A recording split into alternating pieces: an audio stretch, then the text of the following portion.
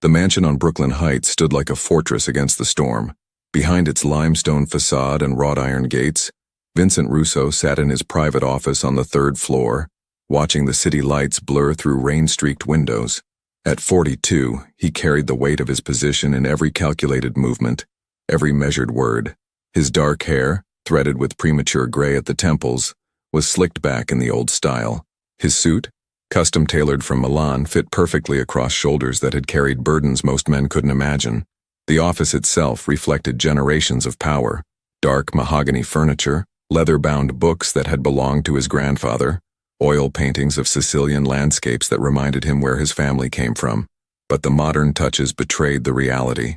Encrypted phones, a state-of-the-art security system, monitors showing every angle of the property.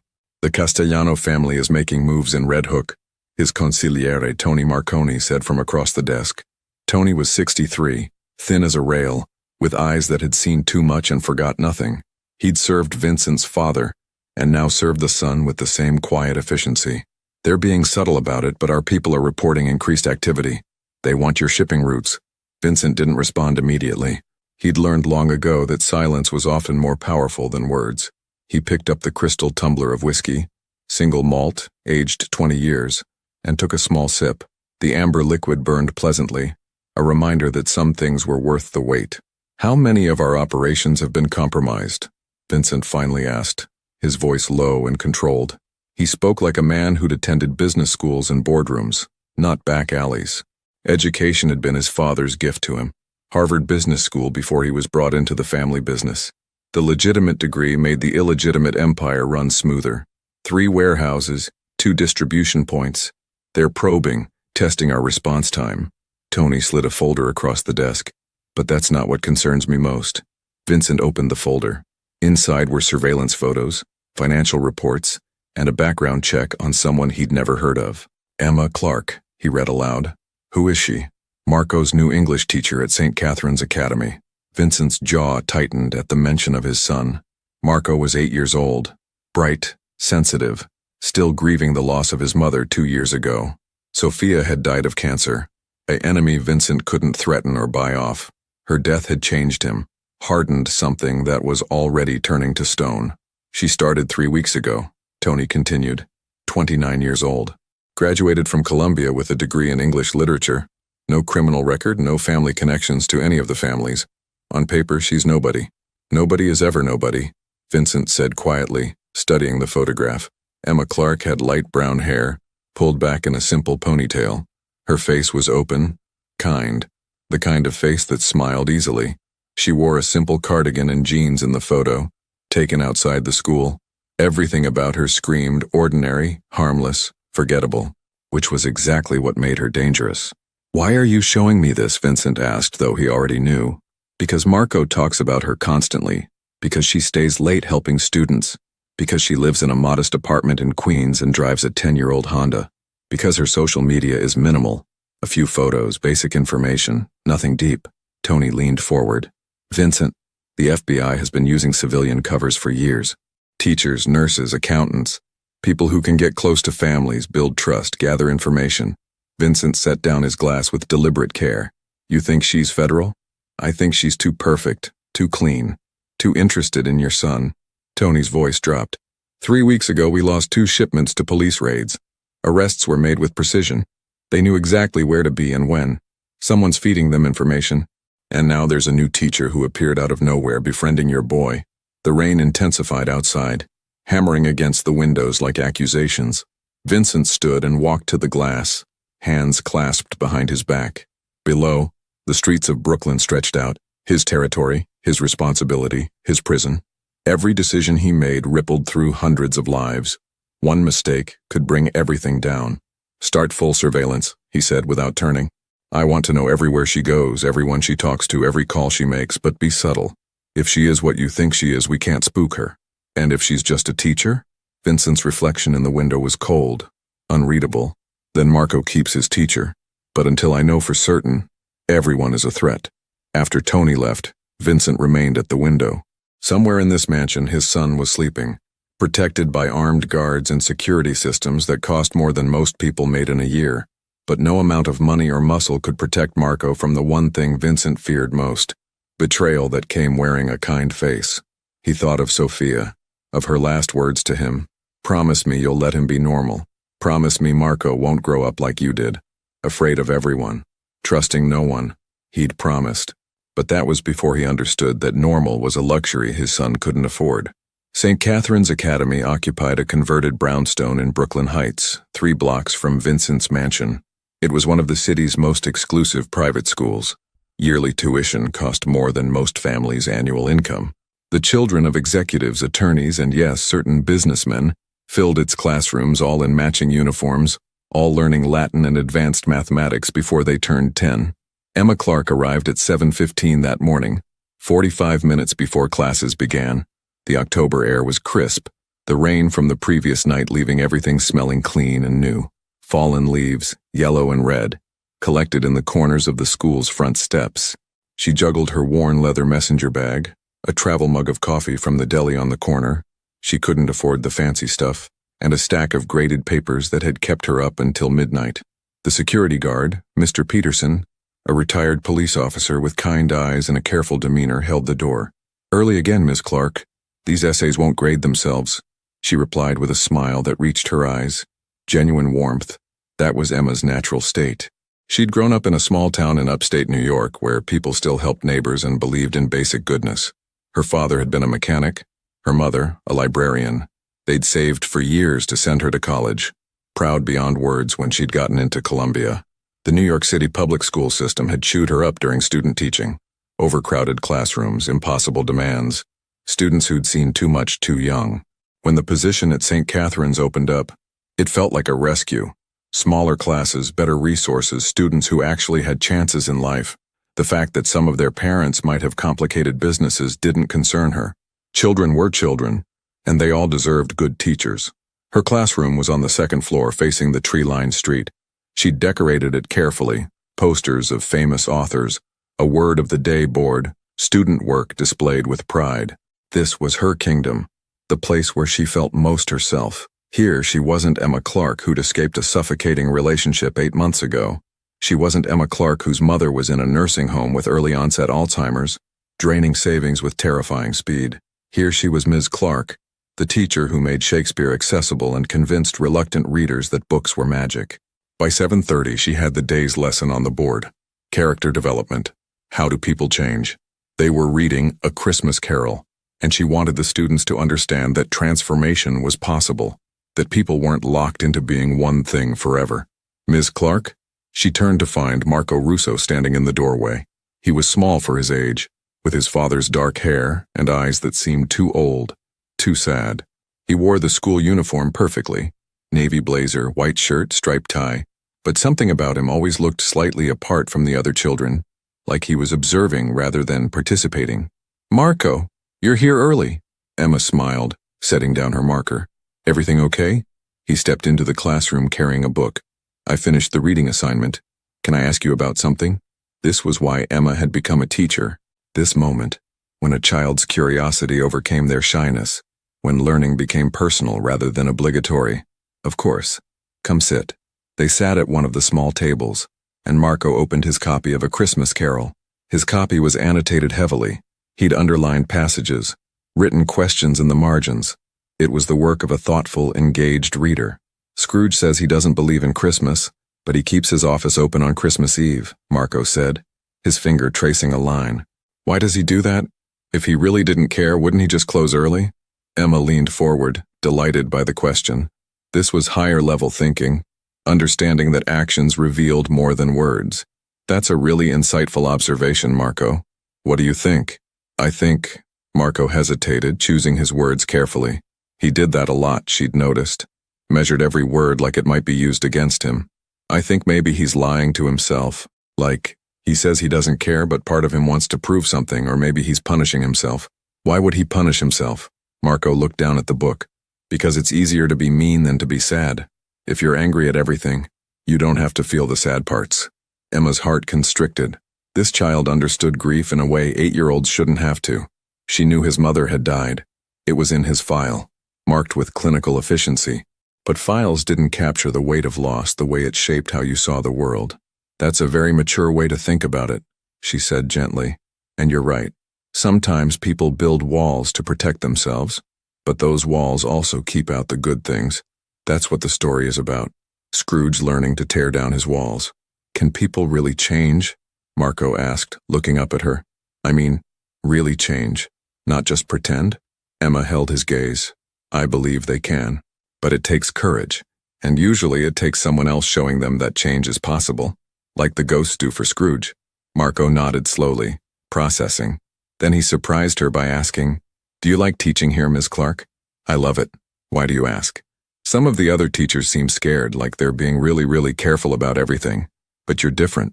You seem happy. Emma laughed softly. I am happy.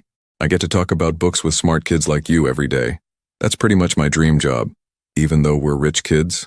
There was something testing in the question, like he was used to people treating him differently because of his family's money. You're not rich kids to me. You're just kids. Every single one of you has something interesting to say, something worth listening to. Money doesn't change that. Marco smiled. A real smile, rare and fleeting. My dad says everybody wants something, that nobody does anything just because it's nice. Emma felt a chill that had nothing to do with the morning air. What do you think? I think, Marco closed his book carefully. I think you're nice because you actually are nice, not because you want something. That's very kind of you to say. Other students began arriving, their voices echoing in the hallway. Marco stood, gathering his things.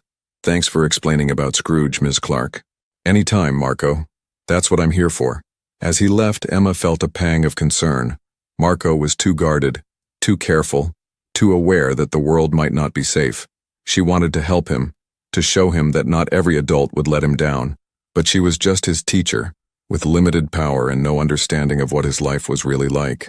If she'd known that at that exact moment, 3 men in a black SUV parked 2 blocks away were photographing her through the classroom window, documenting her interaction with Marco Russo, she might have understood that her good intentions had already marked her as a threat.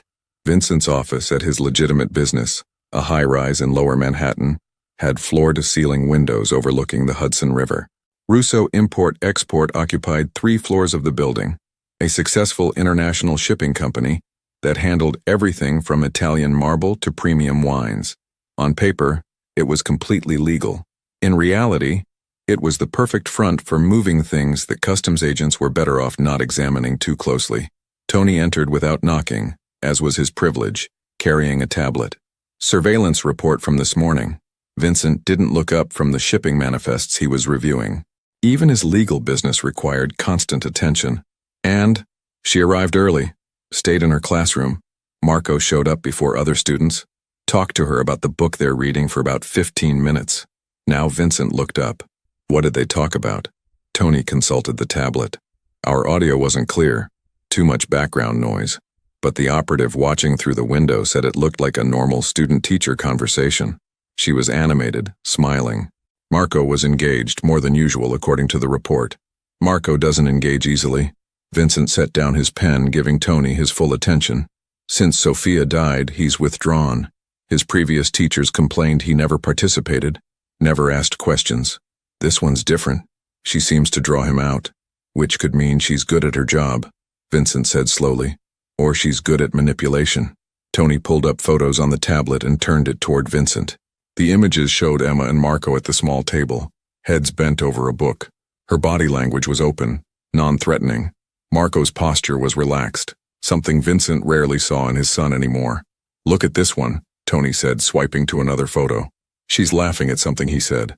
Genuine reaction, not forced. Either she's a natural teacher or she's an excellent actress.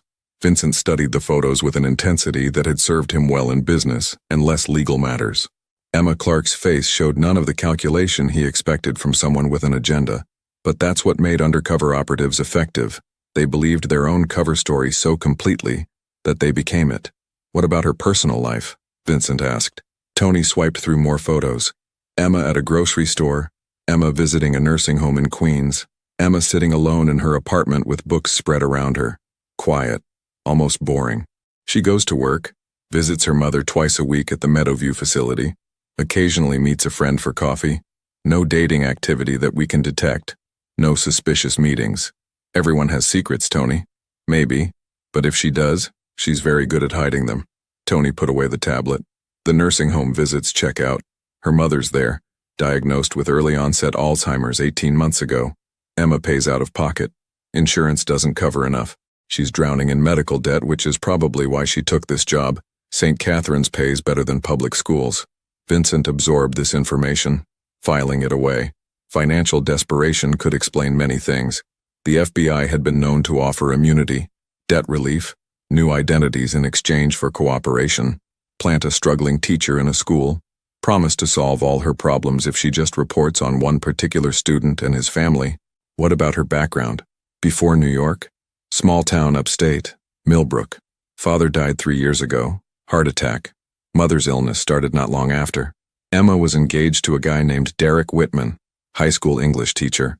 They broke up 8 months ago around the time she applied for the position here. Why did they break up? Tony shrugged. No official record, but I had one of our people make some calls to Millbrook. Neighbors said Derek was controlling, wanted to know where Emma was all the time, didn't like her having friends, tried to isolate her. Classic pattern. She finally had enough and left. Moved here to start over. Vincent walked to the window, looking out at the river. A barge moved slowly upstream, carrying cargo that was probably legitimate. The world had layers. What you saw on the surface, what you suspected underneath, and the truth that was always more complicated than either.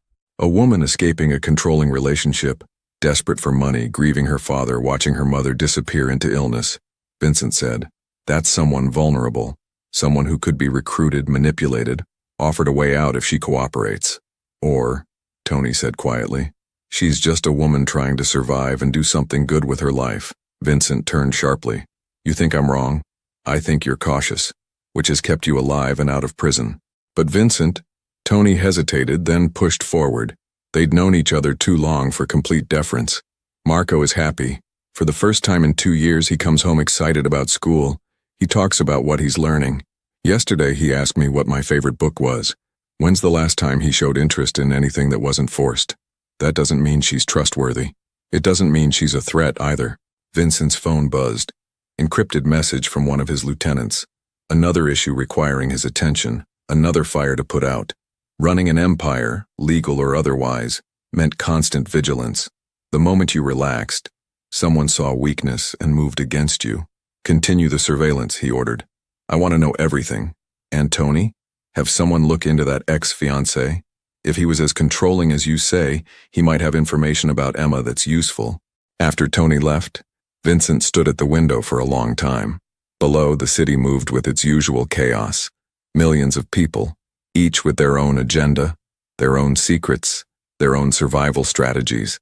He'd learned to navigate this world by trusting no one completely, by always assuming the worst, by being prepared for betrayal.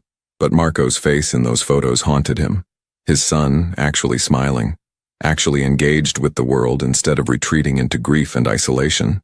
Vincent thought of Sophia again, her final wish that Marco grow up different from him, not paranoid, not isolated, not alone inside walls of suspicion.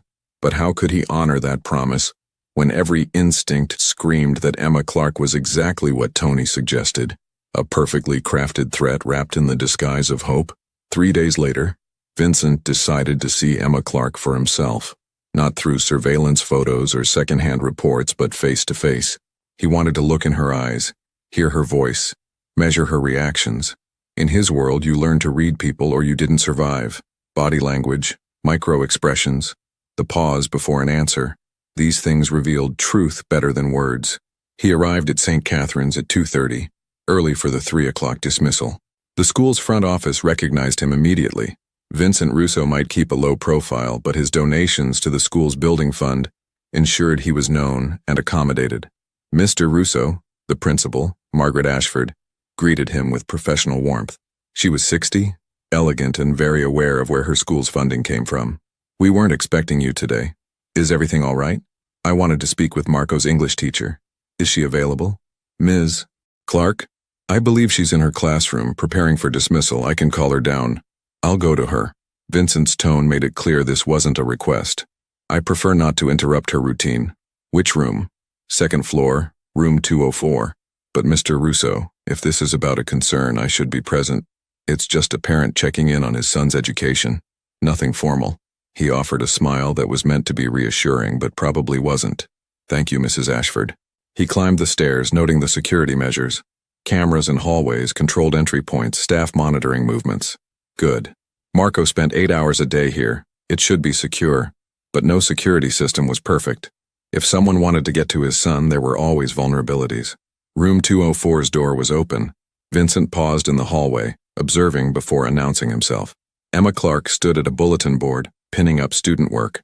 She moved efficiently but took time to place each paper carefully, making sure they were straight, that every student's work was featured equally. Her outfit was simple: dark slacks, a cream-colored blouse, a cardigan against the autumn chill, no jewelry except small earrings, practical shoes. Everything about her appearance said, teacher, professional but approachable. What struck him was her expression. She studied each paper before hanging it, sometimes smiling at something a student had written, sometimes pausing with a look of concern. She cared about these assignments, about the children who'd written them. That kind of genuine investment was hard to fake, or she was an exceptional actress. Vincent knocked lightly on the open door. Ms. Clark? She turned, surprise crossing her face. Oh, can I help you? I'm Vincent Russo, Marco's father. He stepped into the classroom, immediately assessing everything. Exits, sightlines, potential threats. Old habits. Emma's face lit up with recognition and pleasure. Mr. Russo, it's wonderful to finally meet you. Marco is such a bright student. I've been hoping to connect with you about his progress. She extended her hand. Vincent shook it. Firm grip. Direct eye contact. No nervousness. Either she had no idea who he really was, or she was extraordinarily composed. I wanted to see his classroom, Vincent said, releasing her hand. Understand his environment. Of course. Emma gestured around the room. Please, look around. Marco sits right there by the window. He says he likes watching the trees. Vincent moved to Marco's desk. It was neat, organized, like father, like son. Inside the desk were textbooks covered carefully in brown paper, notebooks with color-coded tabs, a pencil case arranged with military precision. Marco had inherited Vincent's need for order, for control. On the bulletin board above the desk was a paper with Marco's name. The assignment: write about someone who inspires you. Marco had written about his mother. Vincent's throat tightened as he read his son's words about Sophia, how she'd been kind, how she'd read to him every night, how she'd made him feel safe. He shared that with the class, Emma said softly, coming to stand beside Vincent. It was incredibly brave. Some of the other students have lost family members too, and Marco's openness helped them feel comfortable sharing their own stories. He talked about his mother in front of other children. Vincent was surprised. At home, Marco rarely mentioned Sophia. The grief was too raw, too private. With permission from the school counselor, and only students who wanted to share did. But yes, Marco spoke about her.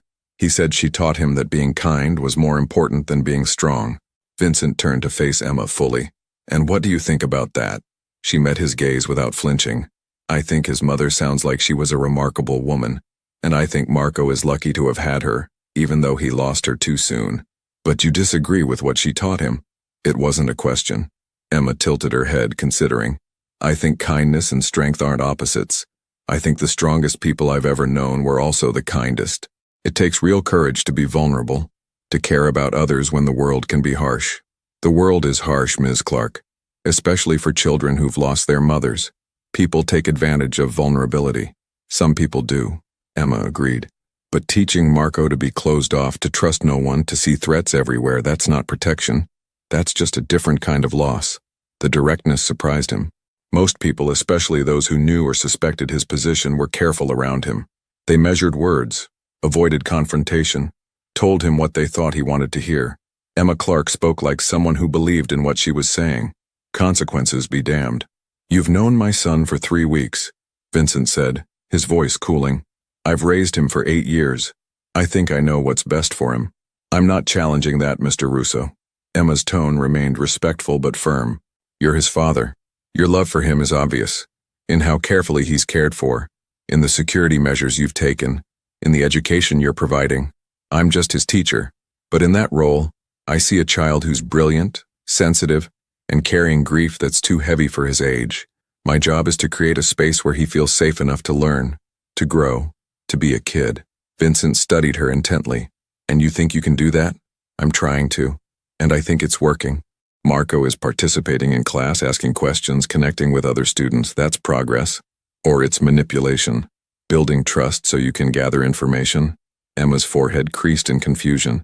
I'm sorry, what? Vincent let the silence stretch, watching her reaction. Genuine confusion clouded her features. No flash of recognition, no defensive spike.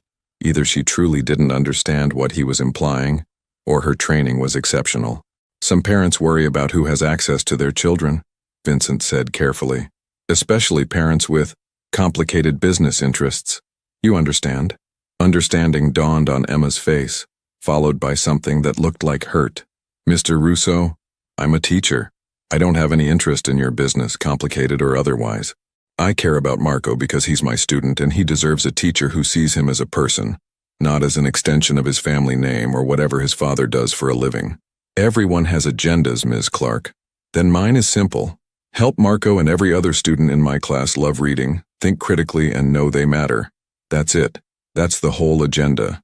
She crossed her arms, a defensive gesture that was very human.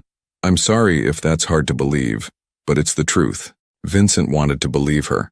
Something about her earnestness, her direct way of speaking reminded him of Sophia. His wife had been like this. No artifice, no hidden meanings. Just genuine emotion and honest intent. But Sophia had grown up in a different world. Emma Clark had chosen to take a position teaching children from powerful families. That suggested calculation, not innocence. Marco talks about you, Vincent said, changing tactics. Constantly. You've made quite an impression. Emma's expression softened. He's made an impression on me too. He has remarkable emotional intelligence for his age. That kind of depth usually comes from experiencing difficult things, which breaks my heart, but it also means he's capable of extraordinary empathy. I want to nurture that, not let it be crushed by cynicism. The bell rang, signaling dismissal. Within moments, the hallway filled with voices, footsteps, the controlled chaos of children being released from classrooms. Emma moved toward the door, ready to supervise her student's departure, a teacher's duty. Vincent caught her arm gently. Ms. Clark. She looked back at him, waiting. Be careful, he said quietly. The world you've entered, teaching children like Marco, it's more complicated than you realize. Not everyone is who they seem. Not everyone has good intentions. Emma held his gaze. I know that, Mr. Russo. I've learned that lesson the hard way. But I also know that if we go through life assuming everyone is a threat, we miss the chance to connect with people who genuinely mean well. I'm not naive. I'm hopeful. There's a difference. She pulled away gently and went to greet her students. Marco appeared in the doorway, surprise and confusion crossing his face when he saw his father. Dad? What are you doing here? I came early. Thought I'd meet your teacher. Vincent placed a hand on his son's shoulder. Ready to go home? Marco looked between his father and Miss Clark, trying to read the situation with the hyper-awareness of a child who'd learned that adult conversations had layers he needed to decode. Is everything okay? Everything's fine, Emma assured him with a warm smile. Your father just wanted to see your classroom. Have a good evening, Marco. Don't forget to finish the reading for Monday. I will, Miss Clark, thanks. As they walked down the hallway, Marco was quiet. Vincent recognized the silence, his son processing, forming questions he wasn't sure he should ask. She's a good teacher, Vincent offered. The best I've ever had, Marco said immediately. She makes books feel real, like the characters are actual people you could know. And she listens, really listens, not just pretend listening while thinking about other stuff. You like her? Yeah, a lot. Marco hesitated. Do you? Vincent thought about Emma Clark's direct gaze, her unwavering conviction, her refusal to be intimidated. He thought about surveillance photos and background checks, about FBI operations and planted assets. He thought about his promise to Sophia and his duty to protect his son. I'm still deciding, he said honestly. They reached the SUV where Vincent's driver waited. As they pulled away, Vincent looked back at the school. Through the window of room 204, he could see Emma Clark gathering papers, preparing for the next day. Just a teacher doing her job. But his phone was already buzzing with messages from Tony, updates from surveillance, analysis of the conversation that had been recorded through the microphone Vincent wore. The machinery of suspicion was already in motion. dissecting every word Emma had said, looking for the lie hidden in her truth. Vincent silenced the phone and looked at his son.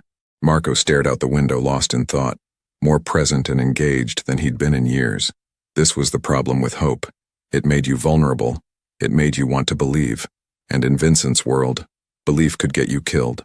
The week following Vincent's visit to St. Catherine's Academy unfolded with methodical precision. Tony Marconi coordinated the surveillance operation like a military campaign.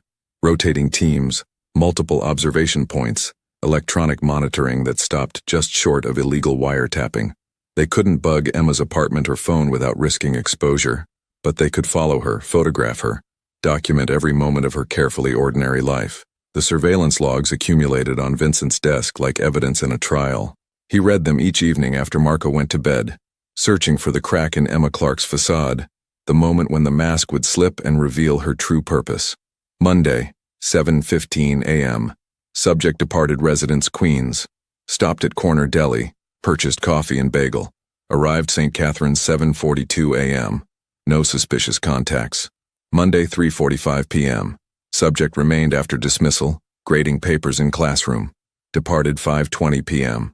Drove directly to Meadowview Nursing Facility, Queens.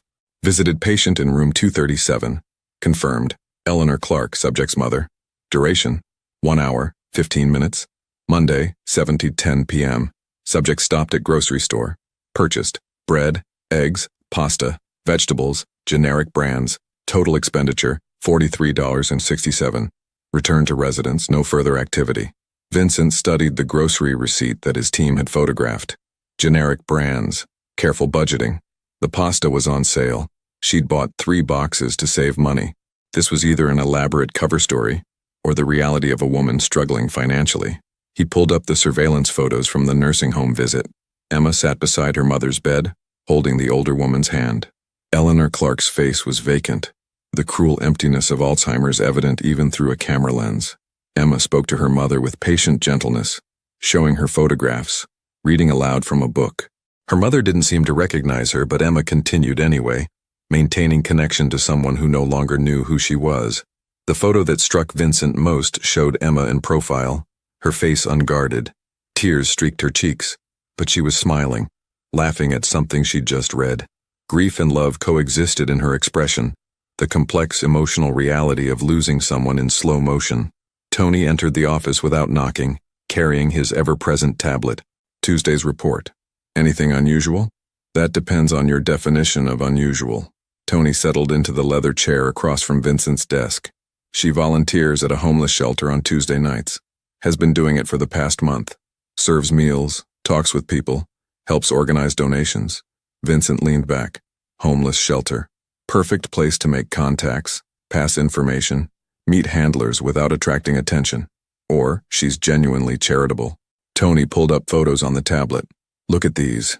The images showed Emma at St. Anthony's shelter in Brooklyn, wearing jeans and a faded sweatshirt, her hair pulled back in a practical ponytail. She served food with a smile, sat at tables talking with homeless men and women, played with a few children whose families had nowhere else to go. Her body language was relaxed, natural. She wasn't performing for anyone. Watch this, Tony said, playing a video clip.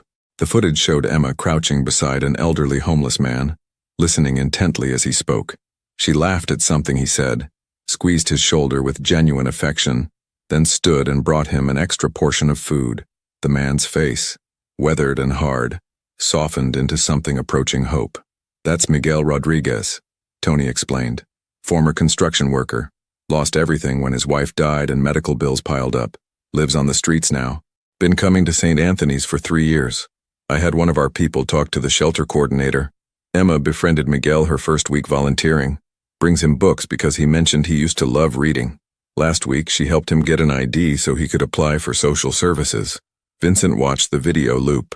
Emma's kindness appeared completely authentic. No cameras she knew about, no audience to perform for, just human compassion expressed in small, meaningful ways. What about her financial situation? Vincent asked. Tony pulled up bank records, obtained through methods that were technically illegal but practically necessary. She's drowning. Student loans from Colombia, her mother's nursing home costs about $6,000 a month and insurance covers barely half. Emma pays the difference out of pocket. She's maxed out 2 credit cards and is behind on a third. Her checking account currently has $847. She gets paid Friday and most of that will go to the nursing home. Vincent studied the numbers. Financial desperation was motive. The FBI could offer to eliminate her debt in exchange for cooperation. But if she was federal, they'd also provide her with expense money to maintain her cover. Emma's accounts showed no unexplained deposits, no sudden influx of cash. What about the ex-fiancé, Derek Whitman? Tony's expression darkened. Now that's interesting. I had someone dig deeper.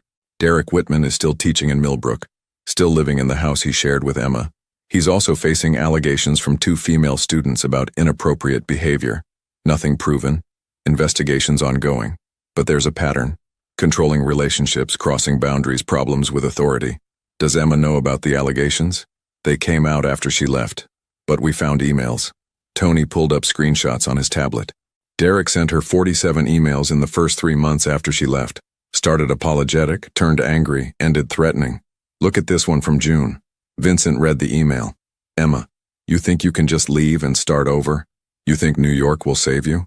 You're making a mistake. You need me. Without me, you're going to fail. You'll come crawling back and I'll decide if I want to take you back. You owe me after everything I did for you. Charming, Vincent said flatly. She blocked him after that one, changed her phone number, filed a police report in Millbrook for harassment, though nothing came of it. The guy's a classic abuser, insecure, controlling, threatened by Emma's independence. Vincent closed the file, another piece of Emma's story that checked out. A woman escaping abuse, starting over in a new city, trying to build a life while caring for a dying mother and teaching children who needed her. It was a narrative that made sense. But narratives could be constructed. The FBI was patient, thorough. They could build a background so detailed, so consistent, that it became indistinguishable from reality. Wednesday surveillance? Vincent prompted. She went to a bookstore after work, the Strand downtown, spent 90 minutes browsing, bought 3 books with a credit card, all teaching resources, nothing personal. Then she met a friend for coffee, Julia Martinez, high school friend from Millbrook, now works as a nurse at Mount Sinai. They talked about Julia's upcoming wedding, Emma's money troubles, and her concerns about her mother's declining condition. No mention of Marco, the school, or anything remotely connected to you. Vincent absorbed this. You're sure the friend isn't part of the operation? Julia Martinez has been a nurse for 6 years, pays taxes, has a fiancé who's a paramedic. Her background is clean and completely separate from Emma's current situation. If she's federal, she's the deepest plant I've ever seen, and that seems excessive for one target. What did Emma say about her mother? Tony consulted his notes. She's worried the nursing home isn't providing adequate care. Her mother's losing weight, seems more confused. Emma's considering moving her to a better facility, but it costs $9,000 a month, completely out of reach financially. She told Julia she might need to get a second job tutoring on weekends. Vincent stood and walked to the window. Outside, Brooklyn stretched beneath a gray November sky. The leaves had finished falling, leaving bare branches that looked like skeletal hands reaching toward empty air. Winter was coming, the season when everything died and you learned who would survive the cold. What's your assessment?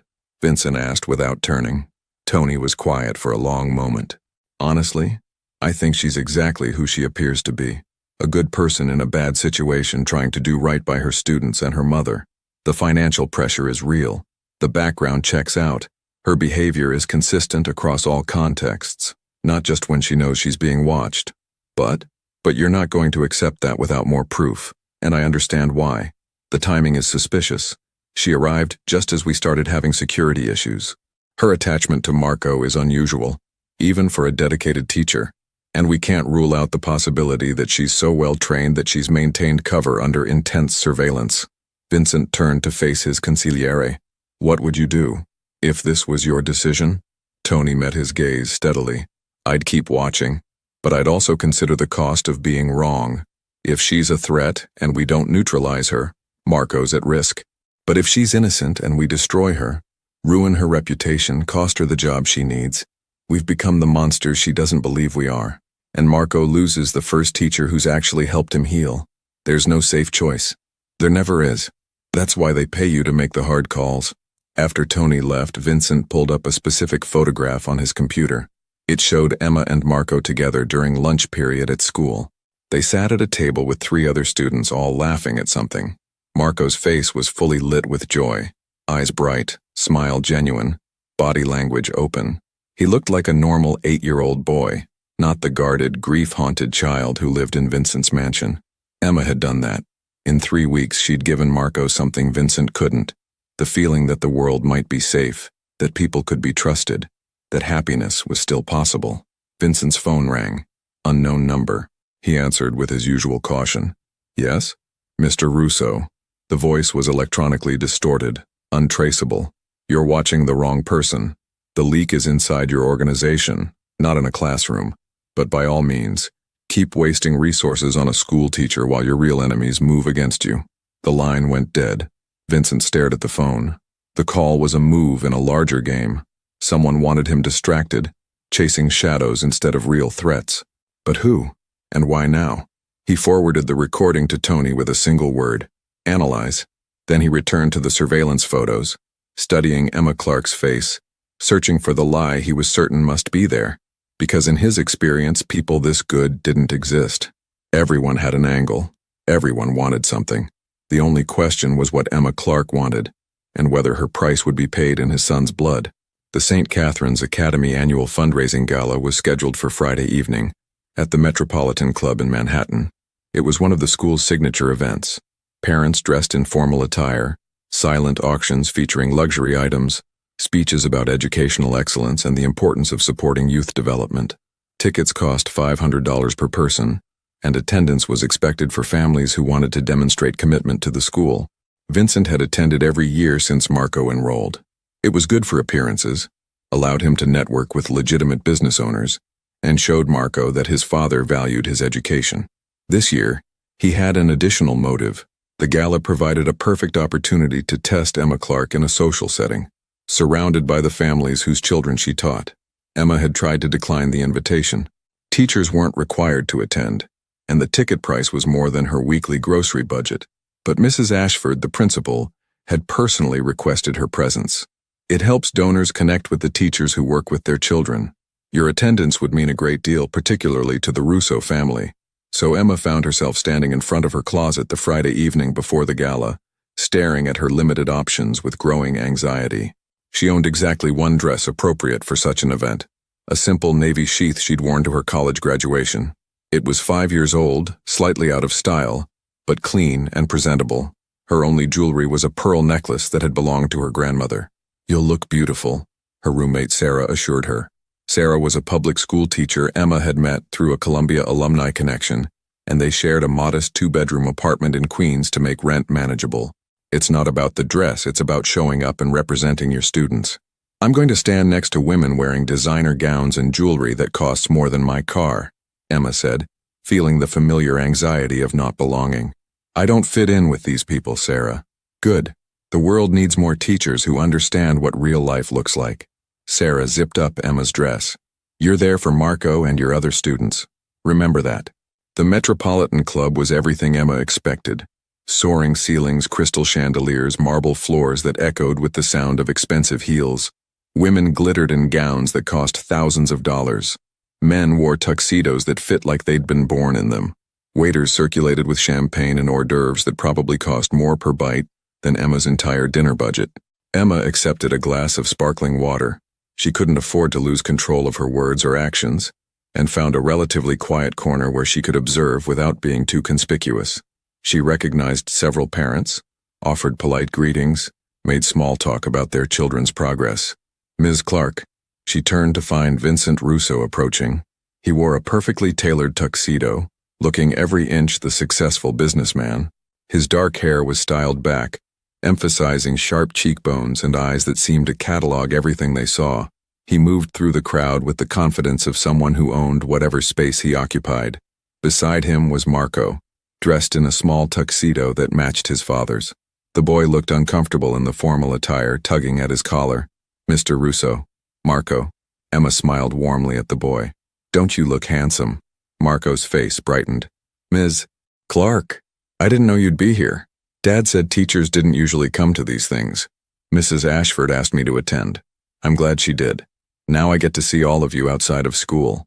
Emma noticed several of her other students scattered throughout the room, all dressed formally, all looking various degrees of thrilled or uncomfortable with the situation. Can I show Ms. Clark the auction items? Marco asked his father. There's a first edition book collection she'd probably like. Vincent studied Emma with an expression she couldn't quite read. Actually, Marco, I'd like to speak with Ms. Clark privately for a moment. Why don't you go find the Romano twins? I saw them by the dessert table. Marco hesitated, looking between them, then nodded and disappeared into the crowd with the instinct of a child who'd learned to recognize when adults needed to talk without him present. Would you like to step outside? Vincent gestured toward a balcony overlooking Fifth Avenue. It's quieter. Emma followed, though unease prickled along her spine. Something about Vincent's intensity tonight felt different, more focused, more deliberate. The November air was cold, biting through her thin dress. Vincent immediately removed his jacket and offered it to her. Here, I'm fine. You're shivering. Take it. Emma accepted the jacket, wrapping it around her shoulders. It smelled like expensive cologne and something else, leather maybe, and a hint of smoke. The warmth was immediate and surprisingly comforting. I wanted to thank you, Vincent said, leaning against the balcony railing. Marco's grades have improved significantly since you became his teacher. More than that, he's engaged with school in a way he hasn't been since his mother died. Marco is exceptionally bright. I'm just giving him the space to show what he's capable of. It's more than that. Vincent's gaze was penetrating. You've connected with him. That's rare. Most people don't know how to talk to Marco. He's too serious, too guarded. But you seem to understand him. Emma chose her words carefully. Marco has experienced profound loss. That changes how you see the world. I try to meet him where he is, not where I think he should be. Where he is grieving, isolated, suspicious of new people. Vincent paused. Traits he inherited from me, I'm afraid. Children aren't just copies of their parents. They're their own people. But they learn from what they see. Marco sees me trusting no one completely. He sees me treating every kindness as potential manipulation. He's learning that the world is dangerous, that people always have ulterior motives. Emma met his gaze directly. Is that what you believe? That everyone has ulterior motives? In my experience, yes. That must be exhausting. And lonely. Vincent's expression flickered. Surprise, perhaps, that she'd named it so plainly. It's kept me alive. And kept Marco safe. Safe from what, Mr. Russo? Emma asked gently. I know you have concerns about me. You've made that clear. You think I'm here for some reason other than teaching your son. So I'm asking directly. What do you think I want? The directness seemed to catch him off guard. Most people in his life operated through layers of implication and careful ambiguity. Emma's straightforward approach disrupted his usual patterns. I think, Vincent said slowly, that you appeared at a convenient time. That your attachment to Marco is unusually strong for a teacher who's known him only a few weeks. That your background, while superficially checking out, could be constructed. And that if someone wanted to get close to my family, a sympathetic teacher would be an excellent cover. Emma absorbed this without flinching. You think I'm working for someone? Police? FBI? Among other possibilities. And you're telling me this because I want to see how you react. Whether you panic, whether you deny too strongly, whether you make mistakes that reveal the truth. Emma was quiet for a long moment, processing. Then she handed back his jacket. Mr. Russo, I understand that you live in a world I probably can't fully comprehend. Whatever your business involves, it's clearly dangerous enough that you view everyone as a potential threat. I can't change that perspective because I don't have the experiences that formed it. She moved toward the door back inside, then paused. But I can tell you this, and you can believe it or not. I'm a teacher. I graduated with $80,000 in student loans to do a job that pays $52,000 a year, because I genuinely believe education matters. I took this position because I needed better pay to help care for my mother, who has Alzheimer's, and doesn't remember my name most days. I stay late grading papers because I want my students to know their work matters. I volunteer at a homeless shelter because my father taught me that we're obligated to help people who have less than we do. She looked at him with eyes that held no guile, only weary honesty.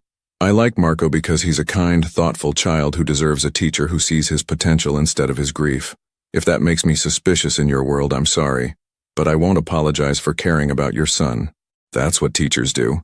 Vincent watched her walk back inside, leaving him alone on the balcony. The cold air bit at his exposed skin without his jacket, but he barely noticed. Emma Clark had just been handed every reason to be angry, defensive, to quit her position and walk away from the complication he represented. Instead, she'd been honest, vulnerable, had named her reality without shame or apology. Either she was telling the truth or she was the most skilled operative he'd ever encountered. He pulled out his phone and texted Tony. "She's either clean or better than anyone we've dealt with. I still can't tell which." The response came seconds later. "We picked up chatter. The Castellanos are planning something major. The phone call you received was traced to a burner linked to their operations. They wanted you distracted." Vincent's blood ran cold. While he'd been watching Emma Clark, real threats had been moving into position. He'd been so focused on potential betrayal from inside his son's school that he'd missed the actual danger gathering in the shadows. He went back inside, scanning the crowd for Marco. His son was exactly where Vincent had last seen him, laughing with the Romano twins over something on a phone. Safe, unaware. But for how long? The Saturday morning after the gala, Marco sat in his father's study, ostensibly doing homework, but mostly thinking about the previous evening. His father's study was a place of dark wood and leather, of books and locked cabinets that Marco knew better than to explore. It smelled like his father, cologne and coffee and something else. Something heavy that Marco associated with serious conversations and decisions that couldn't be taken back. Vincent worked at his desk reviewing documents that Marco wasn't allowed to see. The silence between them was comfortable. They'd learned to exist in the same space without needing to fill every moment with words. But today, Marco had questions. "Dad?"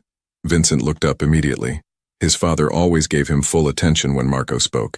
That was something Marco appreciated, even when it made him nervous. "Yes?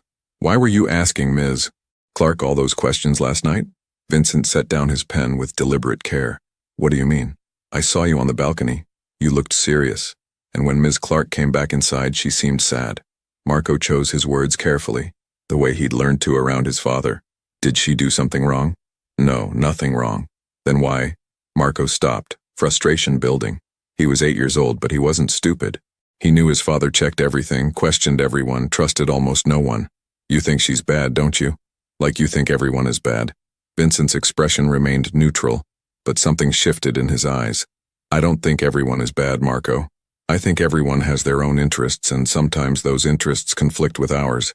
My job is to protect you. That means being careful about who gets close to you.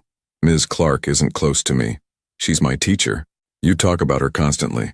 You're happier since she started teaching your class. That means she matters to you, which means I need to make sure she's trustworthy." Marco stood, his small hands clenched into fists. He rarely showed anger. Anger was dangerous, could lead to saying things that couldn't be unsaid. But today, something inside him pushed back against his father's constant suspicion. "You do this with everyone," Marco said, his voice tight. "Anyone who's nice to me, you investigate. You watch them. You try to find reasons why they're dangerous. But Ms. Clark isn't dangerous. She's just nice. Marco, Mom wouldn't have done this." The words burst out before Marco could stop them. "Mom would have been happy that I had a good teacher. She would have invited Ms. Clark to dinner and asked about books and been normal about it. But you can't be normal because you think everyone wants to hurt us." The silence that followed was heavy, loaded with grief that neither of them knew how to process. Vincent's face showed no emotion, but Marco had learned to read the tiny signs. The way his father's jaw tightened, the slight tension in his shoulders. "Your mother," Vincent said quietly, "lived in a different world. She believed in people's goodness because she was good, but that same trust made her vulnerable. And when she got sick, all that goodness couldn't save her. So you think being mean saves people?" Marco felt tears burning his eyes but refused to let them fall. "Ms. Clark says in the book we're reading that Scrooge pushes everyone away because he's scared. That's you, Dad. You're scared, so you make everyone go away before they can leave." Vincent stood and crossed to where Marco stood, then did something he rarely did. He knelt so they were eye to eye. His father's hands, strong and scarred in ways Marco didn't understand, rested gently on Marco's shoulders. "You're right," Vincent said. "I am scared. Every day I'm terrified that something will happen to you, that I won't be able to protect you, that I'll fail you the way I feel like I failed your mother by not being able to stop her cancer. So yes, I push people away. I question everyone. I assume the worst because the worst has happened and I can't let it happen again." Marco's resolve wavered. His father rarely admitted fear, rarely showed this kind of vulnerability. But Ms. Clark isn't cancer, Dad. She's just a teacher. I know. Vincent's voice was barely above a whisper. But when you care about someone, you give them power to hurt you. I'm not sure I can do that anymore. What about me? Do you care about me? More than anything in the world? Then you're already doing it. I could hurt you. Marco reached up and touched his father's face the way he used to when he was smaller. Mom used to say that love means being brave enough to risk getting hurt. You were brave enough to love her, even though losing her hurt so much. Can't you be brave enough to trust Miss Clark might be good? Vincent pulled Marco into a hug. Tight, almost desperate. Marco felt his father's heart beating against his chest faster than normal, betraying emotions that Vincent's face wouldn't show. When did you get so wise? Vincent murmured against Marco's hair. Ms. Clark says I'm an old soul. She says people who've been sad understand things that happy people don't. She's right about that. They separated, and Vincent wiped at Marco's eyes where a few tears had escaped. Then, in a gesture that surprised them both, Marco wiped at his father's eyes too, where moisture had gathered. I'm going to keep checking on Ms. Clark, Vincent said. Not because I want to find something wrong, but because protecting you is my job. But Marco, I'll try to see what you see. Someone who genuinely cares, that's the best I can offer right now. That's good enough, Marco said. Later that afternoon, after Marco had gone to his room, Vincent sat in his study looking at a photo on his desk. It showed him, Sophia, and infant Marco, a family complete and happy, before cancer and death and suspicion had carved pieces out of all of them. Sophia would have liked Emma Clark, would have invited her to dinner, talked to her about books, seen past the financial struggles to the genuine person underneath. Sophia had possessed a gift Vincent lacked, the ability to trust until given reason not to, rather than suspecting until proven wrong. Marco was right. Vincent lived in fear, and that fear colored everything. It kept them alive, but it also kept them alone. His phone buzzed. Tony. Castellano family meeting observed. 3 days until something big. We don't know what yet. Vincent responded. Triple security on all locations. Marco stays home from school Monday. Then he pulled up Emma Clark's file on his computer and did something he hadn't done before. He actually read it. Not as an investigator looking for inconsistencies, but as a person trying to understand another person. Teacher certification from Columbia. Student loans that would take 20 years to repay. Mother dying in slow motion from a disease that stole memories but left the body functioning long enough to drain every resource. A father who'd worked his hands to bone and died before seeing his daughter become what he'd sacrificed for her to be. An ex-fiancé who'd tried to cage her spirit and punish her for wanting freedom. Emma Clark's life was marked by loss and struggle, yet she showed up every day with genuine kindness. That wasn't the profile of someone working an angle. That was the profile of someone who'd chosen to believe in goodness, despite every reason not to. Vincent didn't know if he could trust her, but Marco did, with the uncomplicated faith of a child who desperately needed something good to believe in. Maybe that would have to be enough. The emergency meeting took place Sunday night in Vincent's private office. Tony arrived first, followed by 3 of Vincent's most trusted lieutenants, men who'd served his father and now served him. Their faces were grim, and Vincent knew before anyone spoke that the situation had deteriorated. 3 of our people were arrested Friday night, Tony began without preamble. Federal charges, racketeering, money laundering, conspiracy. The arrests were surgical. They knew exactly who to target, where to find them, what evidence to seize. Vincent's hands gripped the armrests of his chair. How? Someone's feeding information to the FBI. Someone close. Tony pulled up documents on his tablet. Look at what they seized. Ledgers we kept hidden, shipment schedules that only Inner Circle knew, communications we thought were secure. This isn't lucky detective work. This is someone giving them our operations manual. Who? Vincent's voice was dangerously quiet. That's the problem. We don't know. Could be anyone in the organization. Could be multiple people. The FBI's been patient, building a case for months. These arrests are just the opening move. One of the lieutenants, Frank DiNapoli, spoke up. What about the teacher? Timing suspicious. She shows up, arrests start happening. Vincent had anticipated this.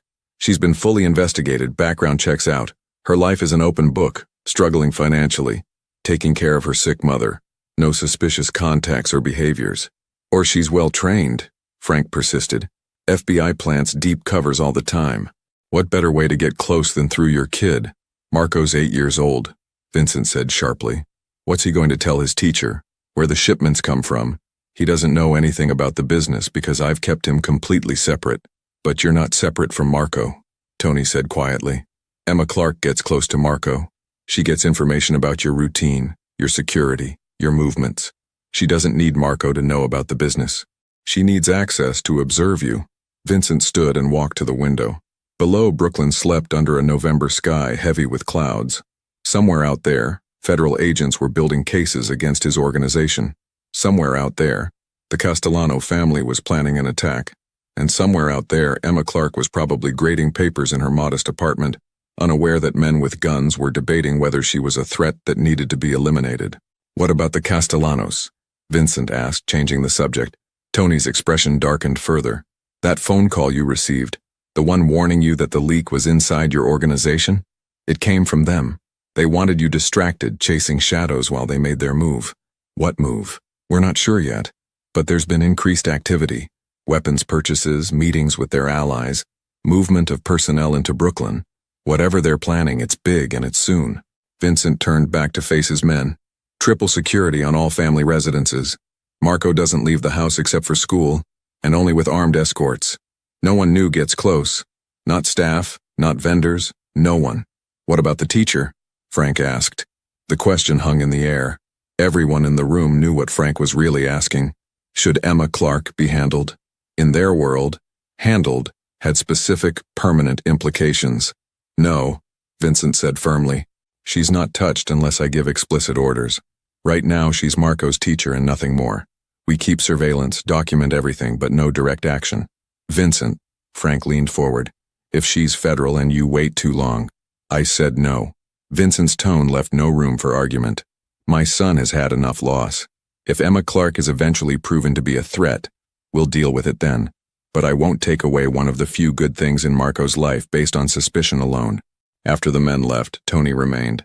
He and Vincent had known each other too long for formality, too long for anything but brutal honesty. You're compromised, Tony said quietly. Excuse me? Emma Clark. You're compromised when it comes to her. Marco's attachment is clouding your judgment.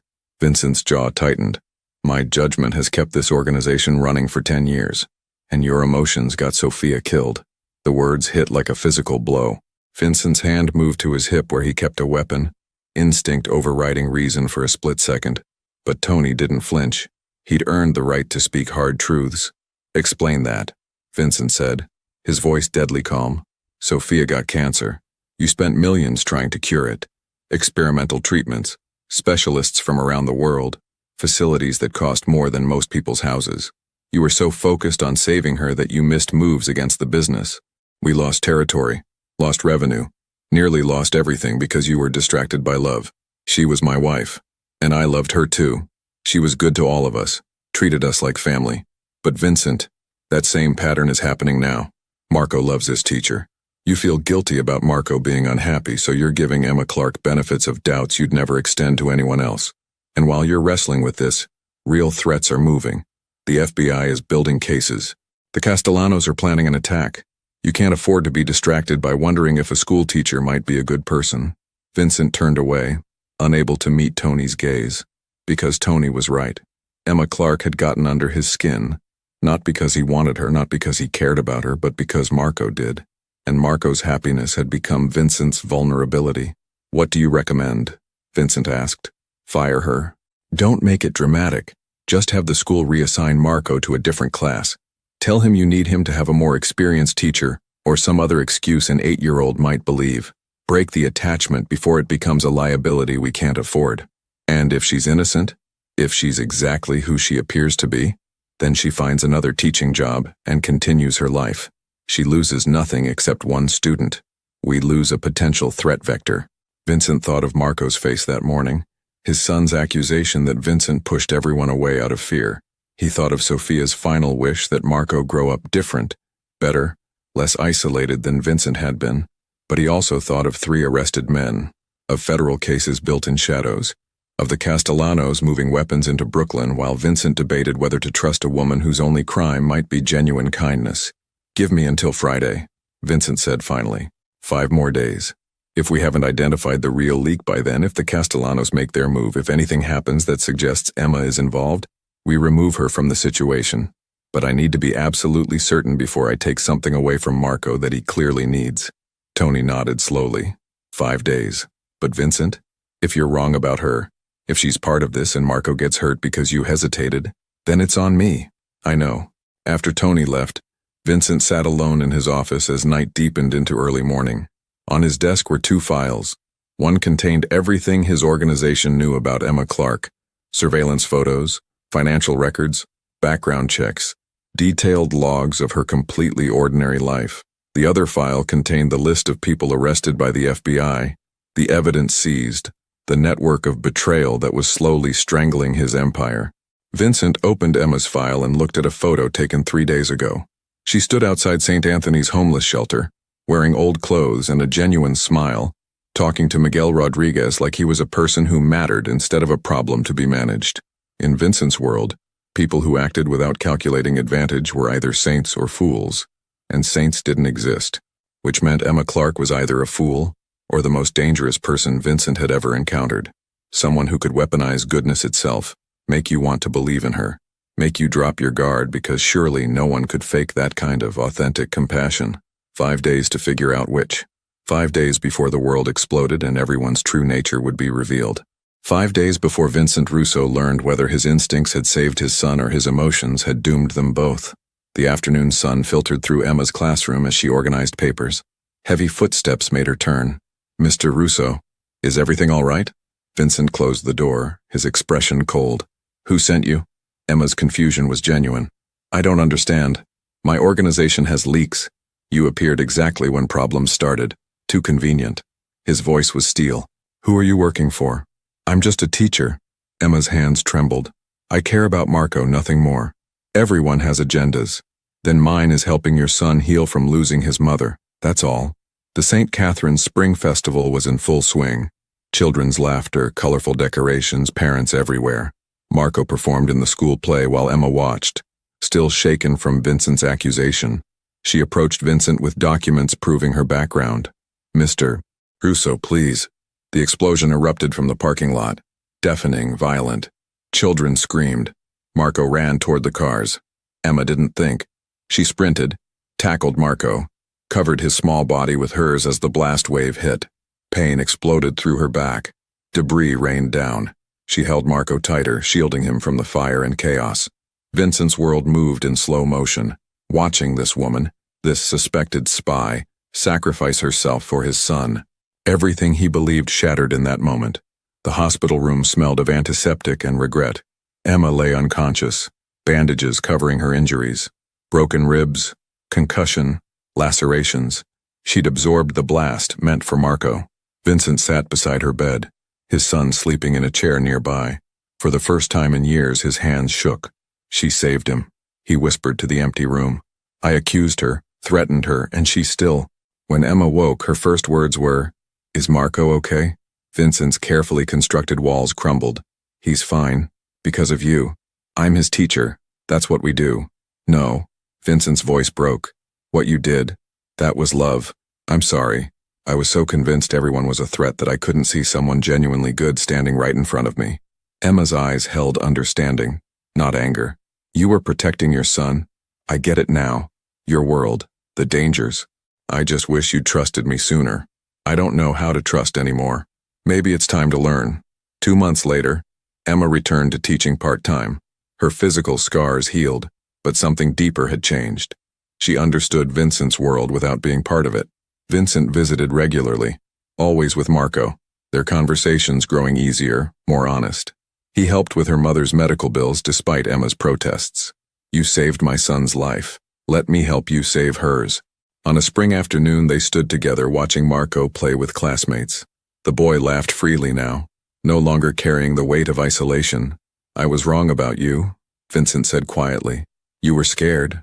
There's a difference. Can I ask you something?" He turned to face her. "Would you have dinner with us? Just the 3 of us. Not business, not obligation. Just dinner."